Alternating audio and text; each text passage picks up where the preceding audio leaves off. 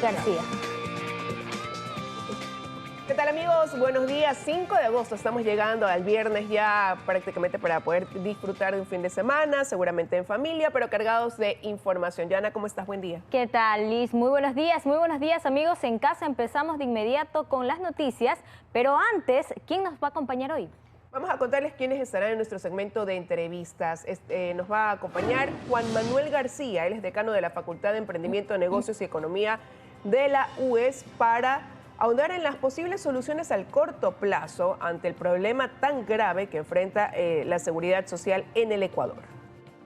Además, con Diana Acosta Feldman, politóloga y articulista, hablaremos sobre los diálogos entre el gobierno y la asamblea, también sobre las mesas de diálogo con la CONAIE. Sobre este tema, en 2 días el gobierno entregará nuevos datos sobre la focalización del subsidio a los combustibles y ya la próxima semana inicia la 4ª mesa de diálogo.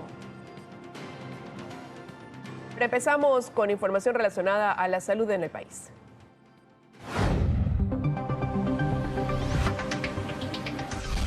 Así es, hasta finales de este año el gobierno nacional espera que 130 hospitales y más de 1.900 centros de salud formen parte del plan Medicina Cerca. Se han entregado ya más de 12.500 recetas desde que inició este plan en Guayaquil, en Portoviejo, ya lo hizo en Quito y desde el lunes empieza también el plan piloto en el hospital del IES Teodoro Maldonado Carbo en el sur de Guayaquil. Y más adelante vamos a estar ampliando esa información, pero contarles ahora que dentro de este gabinete sectorial que se realizó el día de ayer por 4ª ocasión, el Ministerio de Salud dijo que destinará 23 millones para cubrir ese programa específicamente, pero se abordaron otros problemas, como por ejemplo la falta de ambulancias. Se hizo un balance sobre ese tema y hay el compromiso de poder reponer aquellas que hagan falta o aumentar el número de las que también se necesiten en ciertas casas de salud. Esto va a ser dividido por fases. Decían ayer las autoridades encabezadas por el vicepresidente Borrero que una fase inicial será para esta reposición rápida de unidades y una fase de abastecimiento que será en el mediano plazo. Ayer también en ese gabinete de salud se habló de cifras sobre los pagos que ya se han realizado a prestadores externos de salud. Por ejemplo, se dijo que se han pagado ya 235 millones hasta agosto, que era lo que estaba presupuestado, se va a cubrir 29 millones entre septiembre y noviembre y de ahí 30 millones mensuales para cancelar estas obligaciones que ya han sido auditadas. Además, se hizo el anuncio por parte del IES que ya para el mes, este mes, Joana, como estaba previsto, específicamente la próxima semana, 8 de agosto es la fecha en que arranque el proyecto de externalización de farmacias también para los hospitales del Seguro Social. Escuchemos lo que dijeron. A partir del día lunes entramos a la segunda fase con 32 hospitales generales, 3 de especialidades y 12 especializados. Estamos recibiendo los medicamentos por emergencia desde el día lunes 1 de agosto en nuestras bodegas e inmediatamente transfiriéndolos a los hospitales y centros de salud. El próximo lunes 8 se dará inicio al plan piloto en el Hospital Teodoro Maldonado Carbo de la ciudad de Guayaquil y el próximo miércoles 10 se hará lo propio en el Hospital Carlos Andrade Marín de la ciudad de Quito. A mes vencido se va a pagar a las farmacéuticas en base a la dispensación de los medicamentos que se hayan dado, los recursos existen. Ya lo habíamos mencionado, arrancó este proceso de externalización de farmacias en 2 hospitales públicos de Quito, los más grandes de la capital. Así es, con esto son 6 casas de salud a nivel nacional que operan bajo esta modalidad. Ya escuchábamos al vicepresidente de la República decir que a mes vencido se pagarán todas las facturas por caso de externalización de farmacias. Esta es una de las medidas que ha adoptado el gobierno dentro también de este plan de emergencia o de esta declaratoria de emergencia en el sistema de salud pública que se sumó también ya el IES para evitar nuevos desabastecimientos de medicinas y que éstas lleguen de forma segura e inmediata a los pacientes. Ahora los usuarios de los hospitales Eugenio Espejo y Pablo Arturo Suárez en Quito podrán también acogerse a recurrir a la farmacia más cercana si es que estos dos centros de salud no cuentan con la medicina respectiva. Ya el ministro anticipó también que no están incluidos todos los medicamentos, que en este caso han priorizado aquellos de enfermedades crónicas para que el paciente pueda tener la certeza de estar abastecido de 1 a 3 meses, es lo que calculan las autoridades con el cargamento que ya hay y a través también, como decimos, de este proyecto de medicina cerca. Ya son 6 entonces los hospitales, 2 en Guayaquil, 2 en Quito, 1 en Puerto Viejo y 1 en Cuenca.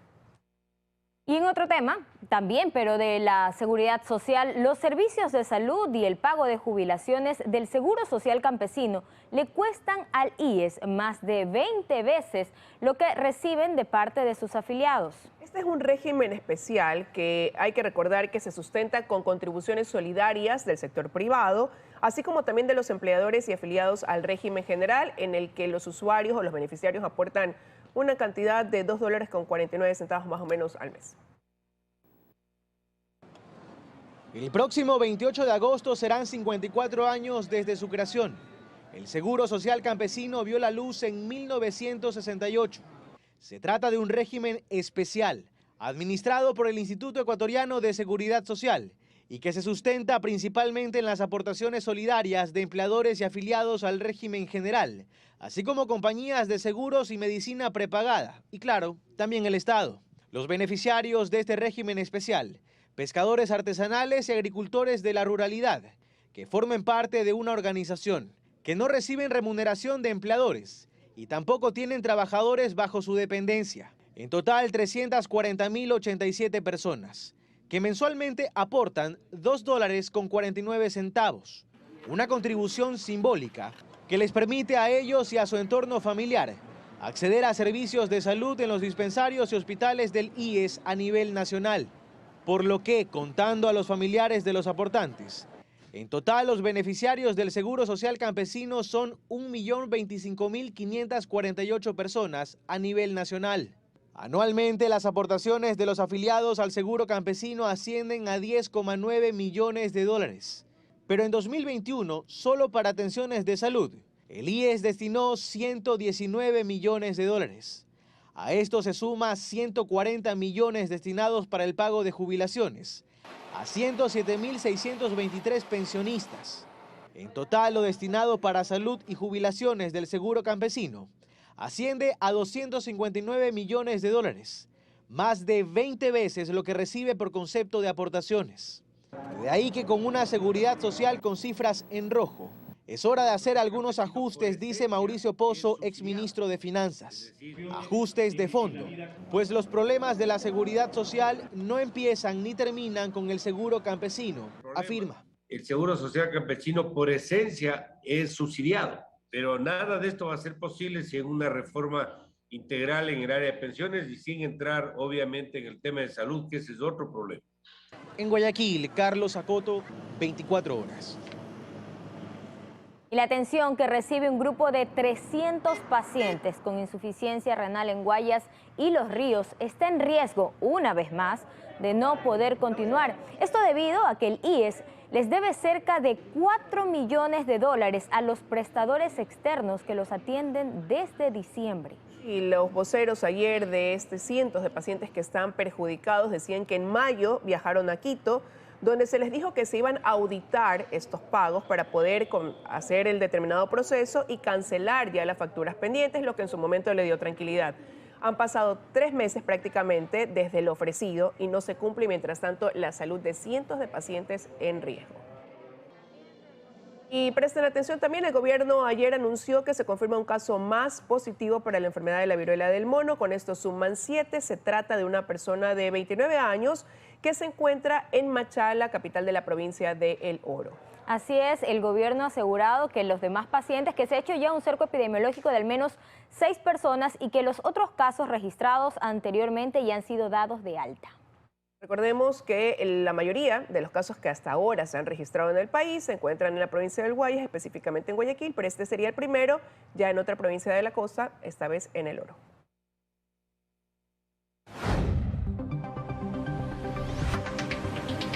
De la próxima semana se prevé que sea también ya una semana crucial en cuanto al tema de las mesas de diálogo entre el gobierno y los movimientos indígenas, pues se espera que el martes se pueda ya debatir la propuesta del gobierno sobre la fijación de precios y el control de los mismos y que ya con eso se llegue a un acuerdo. Todavía hay algunas diferencias entre el número de productos. Desde el movimiento indígena decían más de 40, son 44 si no me equivoco. El gobierno había planteado una propuesta con 30 nada más. Hasta el domingo se prevé que el Ejecutivo tenga ese planteamiento y ya la próxima semana se lo entra a analizar.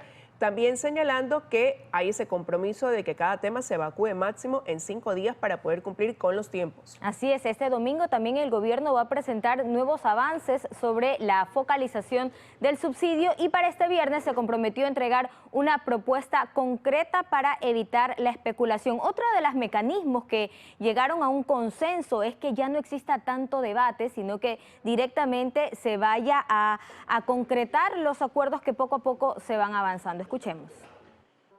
Y al final se establecerá una acta en la que todos los puntos de acuerdo quedarán señalados y también los puntos que necesitan mayor intercambio, mayor discernimiento, mayor profundidad, en la que 6 técnicos nombrados por las organizaciones indígenas y 6 técnicos nombrados por el Ejecutivo se van a reunir y van a elaborar distintos escenarios de la focalización. Estas propuestas pasarán a la mesa de focalización de subsidios que se reinstalará una vez que esta comisión haya terminado su trabajo.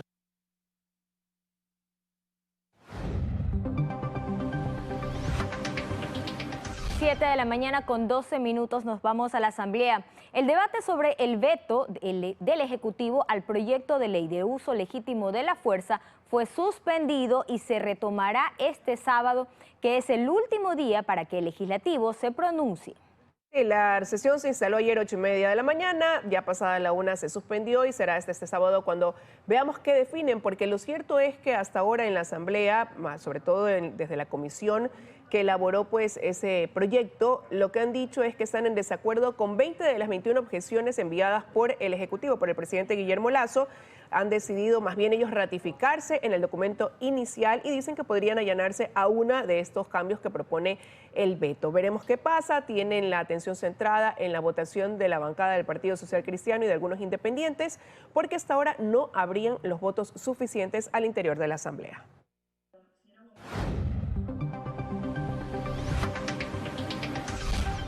Sin sustentos, Petroecuador habría cancelado $24 millones a la empresa No Limit, según la Contraloría. Así es, un informe con indicios de responsabilidad penal ha sido enviado ya a la Fiscalía para su análisis. Esta firma proveedora de servicios para la refinería de Esmeraldas está vinculada en el caso Las Torres. La relación entre No Limit y Petroecuador bajo la lupa de la Contraloría. La entidad realizó un examen especial a los contratos firmados por la estatal petrolera para la modernización de sistemas de sellado, planes de interfaz de programación de aplicación, renovación y actualización de bombas y asistencia de las actividades de mantenimiento en la refinería de Esmeraldas.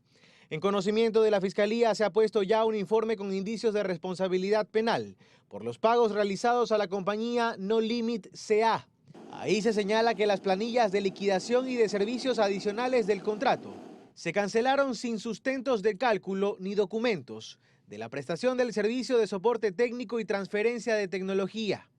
Petroecuador recibió trabajos por 73.000 horas hombre, sin adjuntar respaldos del efectivo cumplimiento del contrato, es decir, sin hojas de tiempo del personal, reporte de actividades, entre otros. En marzo de 2019, desde la Subgerencia de Finanzas se autorizó el pago con carácter de urgente por $4,3 millones. Un desembolso no programado según Contraloría, que evadió el trámite común de solicitud de fondos. Otros $20,3 millones se pagaron por productos adicionales que no estaban contemplados en el contrato complementario y se generaron sin requerimiento previo de las áreas operativas. Hay 12 personas señaladas por la entidad de control que se desempeñaron como gerentes, subgerentes, jefes y supervisores de Petroecuador entre 2016 y 2021. También se señala al administrador del contrato y al personal de la contratista. Se trata de un perjuicio de más de $24 millones En medio, No Limit, proveedora de Petroecuador desde 2012, firma involucrada en escándalos de corrupción, entre ellos el caso Las Torres, donde sus representantes aceptaron que se pagó sobornos por 8,8 millones de dólares a exfuncionarios, a cambio del pago de facturas atrasadas. En Guayaquil, Carlos Acoto, 24 horas. Y el día de ayer el presidente de la República, Guillermo Lasso, cumplió agenda de actividades en la provincia de Chimborazo, donde hizo el lanzamiento del primer laboratorio de innovación ciudadana llamado Tinquia, realizado en la universidad de esa provincia. Así es, en el cantón Colta inauguró el proyecto de viviendas San Sebastián, donde 50 familias fueron beneficiadas. Vamos ahora, Liz, justamente a hablar con Luis Alfredo Zúñiga. Él nos tiene más detalles. Luis Alfredo, muy buenos días. Te encuentras ahora en Manabí, más bien, Luis Alfredo, porque hoy se inaugurarán los Juegos Deportivos Nacionales en esa provincia de la costa ecuatoriana y también acudirá el presidente Guillermo Lasso, así que te escuchamos. Así es, ¿cómo están? Muy buenos días, Joana, Liz, amigos televidentes, son ya las 7 de la mañana con 20 minutos y en efecto nos hemos trasladado y nos encontramos a esta hora en Puerto Viejo, en la provincia de Manabí, en donde, como bien lo indican, se va a realizar esta cita deportiva. Vamos a regresar A nivel nacional, ¿no? Los Juegos Deportivos Nacionales Manabí. Sí, teníamos un problemita de audio con Luis Alfredo, vamos más adelante a contactarnos nuevamente, pero ahora vamos a revisar la agenda del presidente de la República, Guillermo Lasso, que viajará este sábado a Colombia para participar en la posesión de Gustavo Petro como nuevo presidente de ese país. Y lo confirmó durante su visita más bien a Carchi, durante su estadía en ese vecino país de Colombia, mantendrá una reunión, ha dicho él, bilateral que será clave para concretar el acuerdo comercial con México, un proceso que se está dilatando, en el que sí avanza el país, pero bueno, que ya se espera para este año poder tener algún resultado. Aprovechará entonces esa visita para estas gestiones comerciales. Y es que es muy importante concretar ese acuerdo comercial con México para finiquitar ya el ingreso de Ecuador a la Alianza del Pacífico, pero también se conoce que se tratarán otros temas como seguridad y el narcotráfico, que ya se ha reconocido por ambos lados que es un problema transnacional.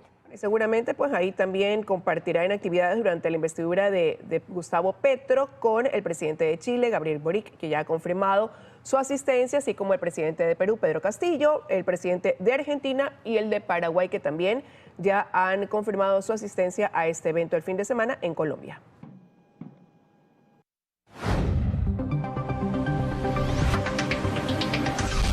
Tras la denuncia que se realizó aquí en el informativo 24 horas, la Comisión de Tránsito del Ecuador confirmó que va a rehabilitar 2 centros de detención para contraventores de tránsito, y estos están en Durán y Daule. Así es, estas remodelaciones que nos han dicho serían mínimas, en realidad tomarán por lo menos 60 días y se entregarán estos 2 centros en comodato al SNAI.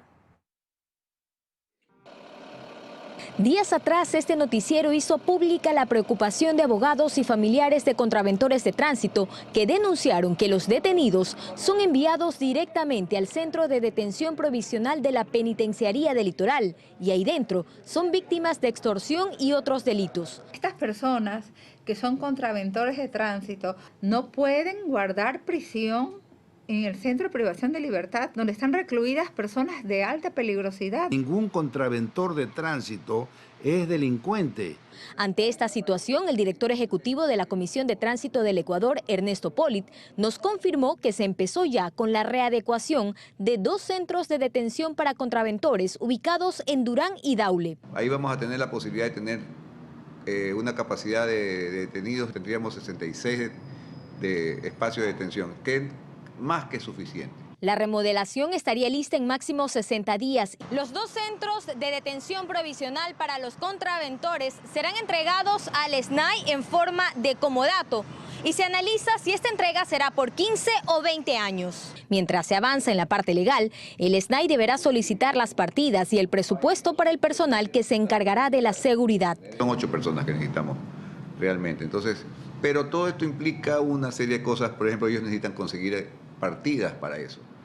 Eso hay que hacer reuniones con el Ministerio de Trabajo, El director ejecutivo de la CTE aclara además que solo los contraventores de tránsito, es decir, aquellos conductores en estado de ebriedad por exceso de velocidad o aquellos que provoquen accidentes con lesiones leves, serán enviados a estos centros. Hace un año, la anterior administración de la CTE exhortó al Consejo de la Judicatura del Guayas que disponga a los jueces que no continúen enviando a las personas privadas de la libertad a sus centros de detención provisional, ya que el SNAI no los autorizaba. Joana Ramos, 24 horas. Escuchábamos entonces que la CTE avanza en la parte legal, pero también se necesita el financiamiento para las partidas, para contratar el personal y para ya la administración final de estos centros de detención. Actualmente, y como lo habíamos dicho aquí en este noticiero, los familiares y los abogados de los detenidos por contravenciones son enviados directamente al centro de detención provisional, pero de la penitenciaría del Litoral, con todos los riesgos que esto implica. Esa es la preocupación, ¿no? Sobre todo por las matanzas que se han dado ya dentro de recintos carcelarios, donde siempre se ha recalcado eso, que también están mezclados en los pabellones aquellas personas que pueden tener una contravención menor, quizás una infracción de tránsito, no incurriendo en la muerte de alguna persona, sino por alguna otra contravención, y donde están, por ejemplo, sentenciados de alta peligrosidad. En todo caso, ya han dicho que en 2 meses esta situación estaría resuelta. Son las 7:25 de la mañana, vamos a retomar el enlace con Luis Alfredo Zúñiga desde Portoviejo en Manabí, donde hoy también hay actividad de agenda del presidente de la República a propósito de los Juegos Deportivos. Luis Alfredo. Así es, ¿cómo están Liz, Joana? Muy buenos días. En efecto, son 7 de la mañana con 25 minutos y nos encontramos en Portoviejo, en la capital manabita, donde en efecto continúan también las actividades del presidente Guillermo Lasso, hoy con la inauguración de estos Juegos Nacionales Manabí 2022, la cita deportiva más importante a nivel nacional. Indicarles algunos detalles al respecto de esto, pues luego de 10 años Manabí recibe unos Juegos Nacionales que, insistimos, se van a inaugurar en horas de la tarde acá, en donde nos encontramos en el Coliseo José Saltos, acá en Portoviejo, en la provincia de Manabí. También van a estar presentes algunas autoridades. Esta cita deportiva arranca hoy 5 de agosto y se va a extender hasta el 2 de septiembre. Esto se va a realizar en un total de 16 escenarios deportivos en 4 ciudades acá de la provincia de Manabí, entre ellas, por supuesto, Portoviejo. También van a estar Manta, Chone y Bahía de Caracas. Esta cita va a reunir a más de 3.000 deportistas que se van a desempeñar en alrededor de 20 disciplinas deportivas, entre ellas, por supuesto, fútbol, básquet, vóley, atletismo, entre otras, que ya se están preparando estos diferentes escenarios. Hemos revisado y también nos han indicado las autoridades que en los últimos días se han revisado los 16 escenarios deportivos para constatar que estén listos, estén aptos para dar pie a al desarrollo de todas estas actividades. Indicarles que la inversión ha sido de $800.000 por parte del Ministerio del Deporte. Esta inauguración se va a realizar a las 5:30 de la tarde, acá, insistimos, en Portoviejo, provincia de Manabí, en donde nosotros vamos a estar presentes y les llevaremos los detalles en las siguientes emisiones. Mientras, continúan con más en estudios. Joana, Liz, muy buenos días. Buenos días, Luis Alfredo. Vamos a estar atentos a sus próximos reportes. Y bueno, el proceso con el que el Metro de Quito eligió el consorcio conformado por Metro Medellín y Transdev como operadora del metro fue dado de baja. Así es, según expertos, esto sin duda afectará la operación del sistema de transporte prevista para exactamente el 15 de diciembre. Vamos a ver qué dicen ahora las autoridades. El sistema Metro de Quito enfrenta un nuevo problema. Se trata del proceso con el que se seleccionó al consorcio conformado por las empresas Metro de Medellín y Transdev para operar este sistema de transporte. Es impresentable que la comisión técnica no se haya dado cuenta de las inconsistencias que tenía la oferta y que podría esto significar un incremento en el valor de 160 millones que se supone que costaba la operación por 6 años del Metro de Quito. En la plataforma virtual de la empresa Metro de Quito se ha abierto una nueva convocatoria para que empresas interesadas en operar el metro postulen y seleccionar un nuevo operador. Según miembros de la veeduría ciudadana que fiscaliza el proceso de selección del operador, no se habló de la variación de precios. todo proyecto se sustenta en un financiamiento. Si hoy me dicen que la operación me cuesta 100 y mañana 160 y más estos contratos no sé cuánto va a costar, obviamente no puedo tener la adjudicación que quisiera porque no sé cuánto me cuesta. El proceso para seleccionar el Metro de Quito inició en abril de 2022 y 3 meses después, en una emotiva ceremonia, el alcalde anunció al ganador, calificando el día como histórico. Consorcio formado por Metro de Medellín, Colombia y Transdev de Francia. Ahora, 20 días después, se conoce que el metro no tiene operador. En este comunicado, las autoridades municipales no desmienten la eliminación del concurso y aseguran que recién darán información sobre el tema la tarde de este viernes. Helen Quiñones, 24 horas. Quiero darle la bienvenida en este espacio al economista Juan Manuel García, decano de la Facultad de Emprendimiento, Negocios y Economía de la UES. Gracias por estar con nosotros. Bienvenido. Muchísimas gracias, Liz. Bueno, durante esta semana hemos expuesto esa problemática que tiene el Instituto Ecuatoriano de Seguridad Social, ya una explosión en lo que tiene que ver con el Fondo de Salud que se evidencia en el día a día, hablando del Fondo de Pensiones, que es una bomba de tiempo que ya está corriendo el reloj y que en cualquier momento estalla. Pero lo más preocupante es que se habla de soluciones que tienen un costo político elevado, porque son soluciones grandes, radicales. Pero no hay en el camino, quizás, esas soluciones pequeñas que se puedan ir adoptando porque vayan sumando a resolver una problemática tan fuerte que tiene el IES. Sí, Liz, realmente sí hay, sí existen esas soluciones. En primer lugar, necesitamos poner en la mesa de discusión esto. Esto es el momento para que efectivamente, incluso sin necesidad del gobierno, aunque parezca paradójico, todos nos sentemos a conversar y aquí sí tener mesas importantes que nos incluyan a todos los ecuatorianos, porque estamos hablando de quienes están jubilados, a quienes mantenemos, quienes aportamos, y nosotros que esperamos algún día tener a alguien que parece cada vez más alejado, que pueda sostener nuestras pensiones jubilares. Entonces ese es el primer paso, llegar a un momento, digámoslo así, de una crisis social que nos lleve a sentarnos a discutir fuertemente, academia, pensionistas, aportantes, empresarios, porque hay que darle una viabilidad a esto. El sistema ya reventó. ¿Cuál es la situación en este momento? En que en primer lugar tenemos una serie de seguros, porque no es un solo seguro el que estamos hablando, tenemos una serie de estructuras de seguros que tenemos que buscarles financiamiento. No es posible que tengamos 7.300.000 beneficiados y tan solo que aportemos 3 millones para cubrir esos beneficiarios, porque hay una serie de ciudadanos que se benefician de distintos tipos de seguros que son cofinanciados. Entonces hablemos del cofinanciamiento, hablemos de las nuevas estructuras, porque también hay que ser honestos.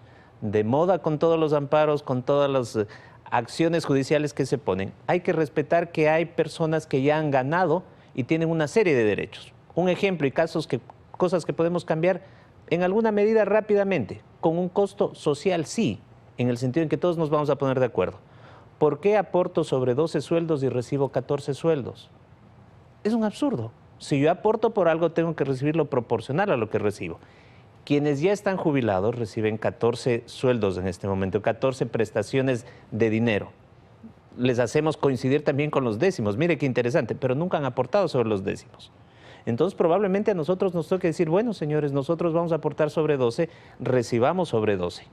¿Quiero recibir algo más? Ningún sistema, absolutamente ningún sistema de seguridad social en el planeta es rentable. Pero es que el problema es que ahí usted cree que la persona va a decir, sí, yo quiero recibir menos. Si hoy tiene ese beneficio de que recibe por encima de lo que ha aportado, y no solo eso, sino que se consideran, por ejemplo, los 5 últimos años el sueldo que recibió en los 5 últimos años, ¿verdad? Exacto. Y muchas veces ahí viene también esa viveza. Entonces voy a ganar más en esos años para que así tenga yo una mayor jubilación. De hecho, son los 5 mejores años. Pero efectivamente quien aporta conversa con su empleador, hace el esfuerzo de sus 5 años y si está en una empresa familiar, que es la realidad en el país, ¿sí? Y aporta supuestamente más, con lo cual infla. Pero eso es insustentable. ¿Que la gente no va a querer? No, pero es momento de ponernos cara a cara y decir, bueno, ¿quiénes convenían con este crecimiento, con esta rentabilidad y luego inflan totalmente? Entonces, 30 años anteriores que tenían un pago de salario básico, apareces con 5 años en donde la gente pasa a ganar de 480 a 1.200, a 1.300 dólares. ¿Hay que hablarlo? Sí. ¿Hay que mostrarlo? También. Si quieres ganar más, creo yo que la lógica es aporta más. Porque recordemos una cosa, el seguro social que nosotros tenemos en el Ecuador es de los que menos cobra y el que está a la altura de prestaciones de servicios de Dinamarca. Y eso no es mentira, y los informes que constan recientemente entregados por el Banco Mundial. Nosotros aportamos entre el 21%. Pero está en relación con Dinamarca por la cantidad de servicios, pero no por la calidad del servicio. Largamente lejos en la calidad de servicios. Pero eso tiene que ver también con las estructuras. Liz, sí podemos reducir a un tamaño que se tiene administrativamente. No es un gran impacto, pero se envía una señal muy importante a los afiliados y a los futuros afiliados. Porque hay una cosa en la donde en corto plazo no vamos a poder solucionar, y es la inversión de la pirámide poblacional. Un seguro social aquí y en cualquier parte del mundo se financia con la cantidad de gente.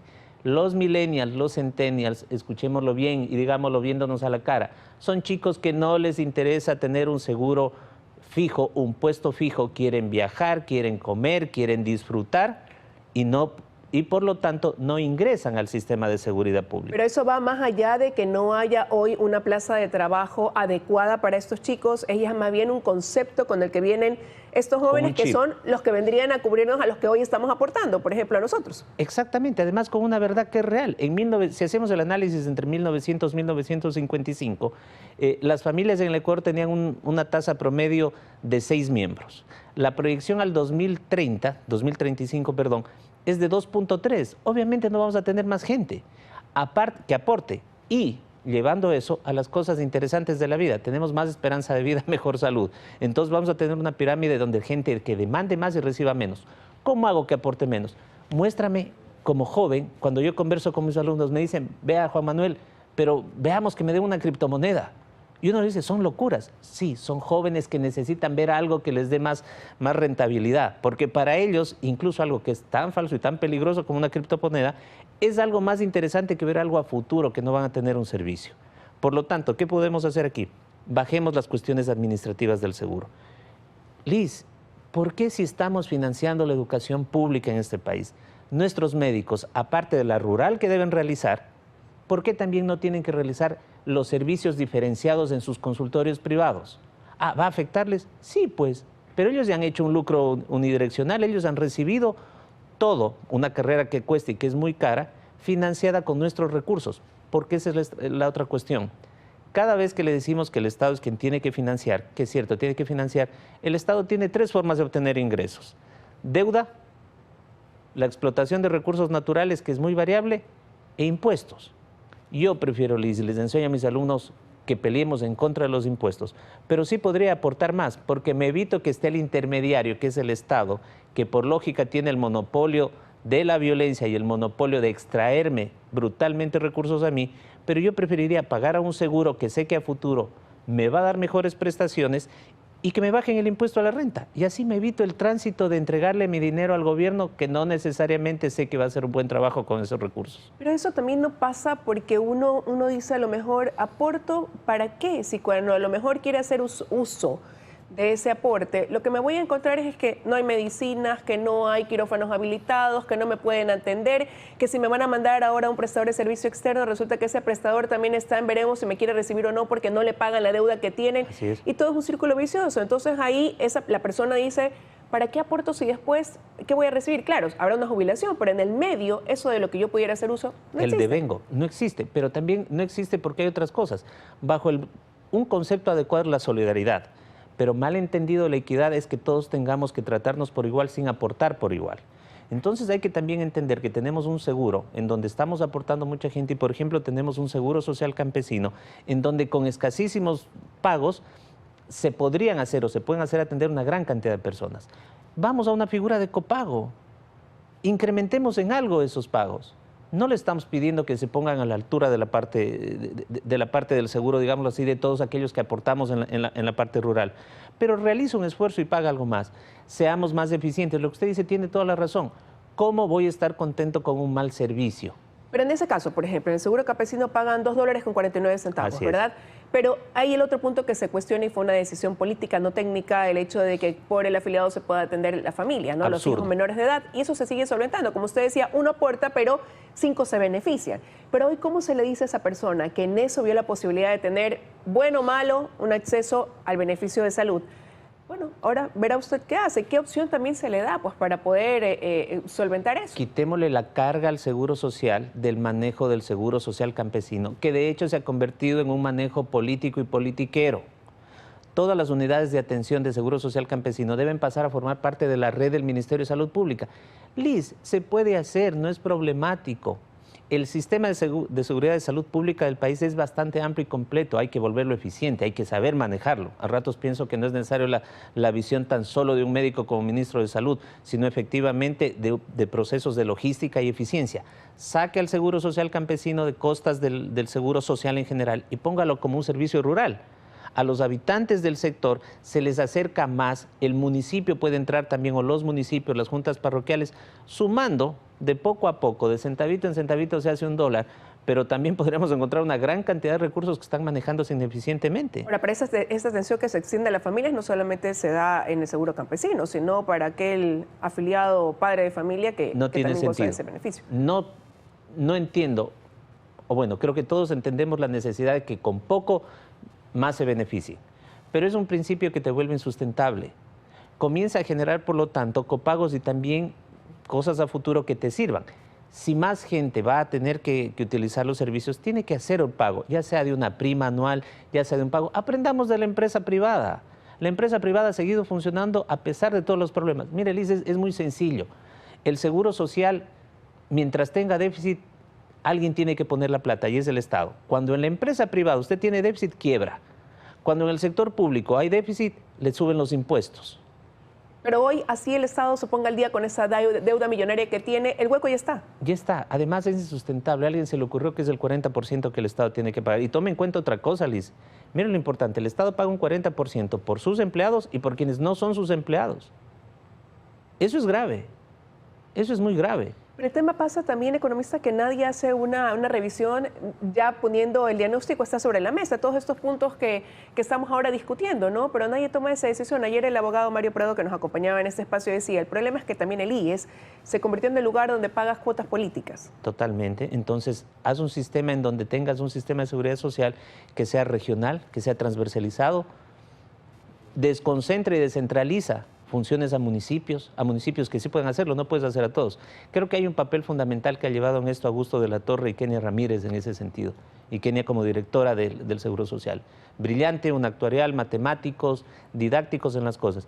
Pero si no tienen el apoyo político, se caen. ¿Y sabe tal vez cuál es el mejor apoyo político?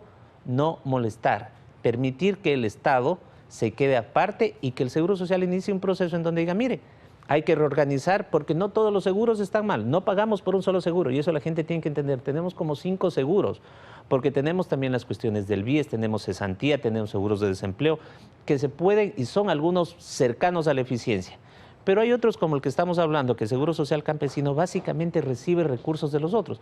Por lo tanto, sencillo, dividámoslos y en aquellos en donde no son eficientes va a tener que seguir siendo responsabilidad del Estado. Eso no le quita a nadie aquí ni en ningún lugar del mundo. ¿Pudiera funcionar lo que hace 5 meses atrás dijo el presidente Aría, conformar una comisión que busque estas respuestas o estas vías de solución a los problemas que hoy enfrenta la seguridad social? Lo que les enseño a mis alumnos, que cuando quieras que no funcione algo, nombres una comisión.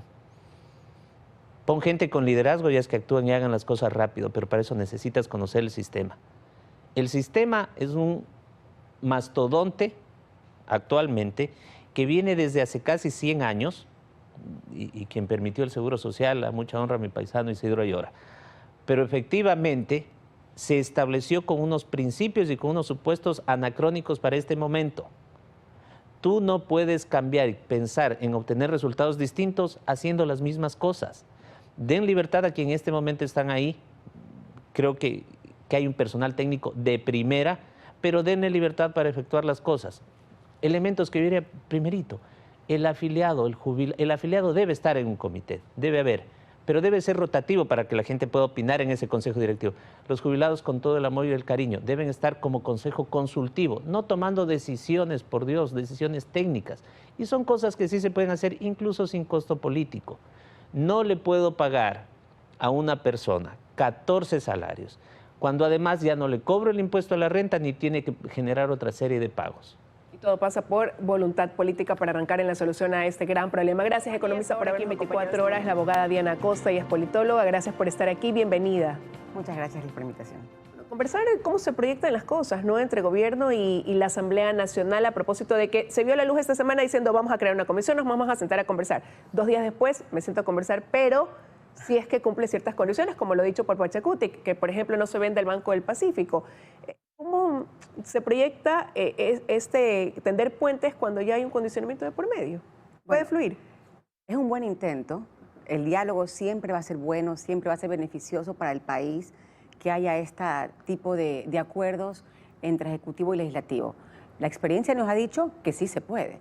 De hecho, hace poco aprobaron por unanimidad un acuerdo de cooperación tributaria entre el gobierno de Estados Unidos y Ecuador, justamente para revelar esas cuentas secretas que tienen algunos ecuatorianos en Estados Unidos y poder tributariamente compensar esto que falta. Entonces, hay puntos medulares en los que van a llegar a acuerdos como ese. No hizo mucha falta y todos votaron por unanimidad. Habrán otros puntos, evidentemente, como los que tú dices, pues no, como el Banco del Pacífico, en los que algunos sectores se pongan de acuerdo. Tienen que haber puntos de inflexión. Pero el problema es que para llegar a esos puntos de acuerdo, ni siquiera pueden todavía concretar el sentarse en la mesa, porque lo que parecía un camino no ya allanado, de repente comienza a tambalearse. Y eso no pasa porque se va a convertir en esta especie de negociación del mecanismo para que el gobierno ceda y poder dar paso a cosas que de otra manera a lo mejor no se alcanzan. Por supuesto que sí. Tienes una asamblea absolutamente de oposición, está con cálculos políticos y si han aceptado sentarse a negociar es porque necesitan una moneda de cambio. Algo van a querer, al contrario. Hay temas que no los van a negociar, hay temas quizás en los que puedan ser flexibles, como la seguridad. Recordemos que este es un año político, entonces los operadores políticos que están en la Asamblea van a querer, pues, aunque no sean, parecer, ¿verdad?, que trabajan, que tienen una buena imagen y que están con el país, con el Ecuador. Entonces, seguramente frente a ello voten por la seguridad, lo que a todos nos afecta, ¿verdad? Mayores recursos por recuperar el dinero de la corrupción. Pero hay temas inflexibles, como por ejemplo el tema de la mesa laboral. Uno de los puntos que ha puesto el gobierno es vamos a hablar sobre el empleo. Y cuando hablamos del empleo quieren tocar el tema laboral. Y ahí tienen un candado constitucional y tienen bloques férreos que les han dicho que no van a retroceder en la conquista de derechos ni en lo que nos dice la Constitución, que los derechos laborables son irrenunciables. Pero y eso no lo tiene claro el gobierno y es por eso que no termina de llegar esa reforma, esa propuesta de reforma laboral a la Asamblea. Ya ha pasado 1 año, 3 meses de gobierno y no llega. Bueno, y lamentablemente esa fue su bandera de lucha. Desde que se instauró este gobierno viene diciendo vamos a hacer una reforma laboral. No ha podido porque legalmente, constitucionalmente no lo puede hacer. Quieren lo imposible, quieren lo inconstitucional, pero sin embargo sigue insistiendo. Esto se da porque no tienen buenos asesores, no tienen operadores políticos que tengan sensibilidad con el país, que estén coordinados. Y ese es el problema de la falencia. Tienes un ministro de Trabajo que es un arquitecto. Entonces tienes que tener personas que conozcan de la temática, de la problemática social, que sepan que legalmente una reforma constitucional, yo no puedo tener 2 códigos paralelos, es inconstitucional. No te puedo tener aquí sentada a ti ganando con todos los derechos, 13º, 14º, vacaciones, tus utilidades, y al lado está Juanito, que hace el mismo trabajo que tú, pero no gana nada porque este entró con una nueva ley. Es absolutamente discriminatorio. Y esto es un ejemplo, ¿no? Pero ejemplo. ¿Cómo esto de aquí entonces va de la mano con lo que el gobierno ha dicho o dijo hasta antes de decir, bueno, vamos a aceptar conformar esta comisión, cuando dijo, vamos a gobernar sin la Asamblea? Ya no se hablaba de una muerte cruzada, sino más bien, bueno, buscaremos otra vía para poder darle viabilidad a nuestros proyectos que no sea pasar por la Asamblea. ¿Finalmente se puede eso o no? Bueno, evidentemente este gobierno y todos los gobiernos en el Ecuador, porque tenemos una constitución presidencialista, tiene muchas herramientas para hacer muchísimo sin una necesidad de la Asamblea. Pero no puede alejarse, porque la Asamblea está representada la voluntad del pueblo ecuatoriano. Recordemos que este gobierno no tiene la mayoría, nunca tuvo la mayoría. Está representada la voluntad del pueblo ecuatoriano, pero hoy esa asamblea está muy mal calificada. Muy mal calificada y seguramente no representa a nadie, pero tiene un poder que le ha dado la Constitución, que es para reformar las leyes. Y si el presidente quiere cumplir su plan de gobierno, si es que algo queda todavía este plan de gobierno, que vemos que muy pocas políticas públicas hay, y lo que estamos viendo los ciudadanos es que solo se dedican a apagar incendio tras incendio y no tenemos una verdadera política a largo plazo, que es lo que necesitamos los ecuatorianos. Tiene que hablar, tienen que sentarse, tienen que dialogar y llegar a puntos en consenso. Los hay, algunos los habrá, otros definitivamente no, y vemos una asamblea manejada por UNES que seguramente no le votará nada que pueda beneficiar al gobierno porque están viendo sus intereses particulares y su único punto en la agenda que tienen, que es con sus líderes políticos, pero seguramente encontrará puntos en que por el año político en que estamos, estos asambleístas quieran trabajar por la sensibilidad del pueblo ecuatoriano para parecer, ¿verdad?, que tienen alguna vocación de servicio a su país. Ahora, pero desde los operadores políticos también del gobierno en algún momento se dijeron que este gobierno no ha afrontado una crisis de gobernabilidad, como se lo calificó, sobre todo después de los 18 días de movilizaciones, por lo que tiene abierto como frente en la Asamblea. ¿Está pasando por un momento de oxígeno o más bien no ha logrado superar esa crisis por la que muchos consideran sí atraviesa? Este gobierno vive atravesando una crisis de gobernabilidad importante y esto se da porque justamente no tiene esa comunicación con su pueblo, no se entiende con la ciudadanía, no se entiende con los operadores políticos, no puede hacer sus cosas. Dice que va a luchar contra la corrupción y a sus más altas esferas, con figuras que no pueden ser ni siquiera pesquisadas ni llamadas a la asamblea, como estos asesores ad honorem, existe la corrupción. Entonces, todo lo que el gobierno ha dicho en realidad es un tiro al aire, porque son solamente buenas políticas comunicacionales, que es lo que tiene, pero la realidad es diferente. Los ciudadanos a pie no tienen nada, no tienen salud, no tienen seguridad. Quieren ir a sacar una cédula y ¿sabe lo que le dicen? Vaya al registro civil de Guayaquil, que allí sí tienen cédulas. Entonces, ¿qué es lo que pasa? Lo más preocupante, que el ciudadano a pie viene y dice, con Correa estábamos mejor. Y eso es preocupante. Quiero agradecerle a la abogada Diana Costa que nos haya acompañado esta mañana acá en 24 horas, no sin antes cerrar esta entrevista preguntándole con estos cambios, y sí quiero terminar con eso porque es un tema también que está sobre la mesa, el haber accedido a sentarse, a buscar a través de mesas de diálogos, instalar un nuevo mecanismo que tampoco no había en el país, que es la primera vez que se está probando a ver cómo funciona, no pudiera comenzar a viabilizarse quizás la solución, sí, a los problemas. Han comenzado competitorios del movimiento indígena, pero ser una vía que se comience a instaurar, como digo, para dar viabilidad a soluciones dentro de esos planes de gobiernos que se ofrecen cuando arranca cada uno de los mandatos. Ojalá. Todos tenemos la esperanza, pero para eso el gobierno tiene que tener operadores políticos correctos, gente experta, gente con experiencia, no novatos que no tienen idea de lo que pasa en la política ecuatoriana. No es lo mismo la política española. Los cambios recientemente hechos no satisfacen, no son lo suficiente. Definitivamente no. Nosotros, la ciudadanía, pensábamos que después de esta crisis, el presidente, con la sensatez que creemos que tiene, bajaría la cabeza y diría, sí, vamos a cambiar, vamos a integrar a la sociedad, vamos a integrar a diferentes grupos que tengan otra visión, no únicamente capitalista, porque este no es un país de millonarios, es un país de gente muy humilde, muy pobre, que tengan una mentalidad diferente. No los integró, siguió con lo mismo, hizo reciclaje y ahí estamos como estamos. Quiero ahora sí agradecerle a la abogada Diana Costa, politóloga, por habernos acompañado esta mañana. Gracias, Liz. Con esto aquí estamos ya concluyendo 24 horas en esta emisión nacional, pero enseguida vienen las noticias de la comunidad. Que tengan un excelente día.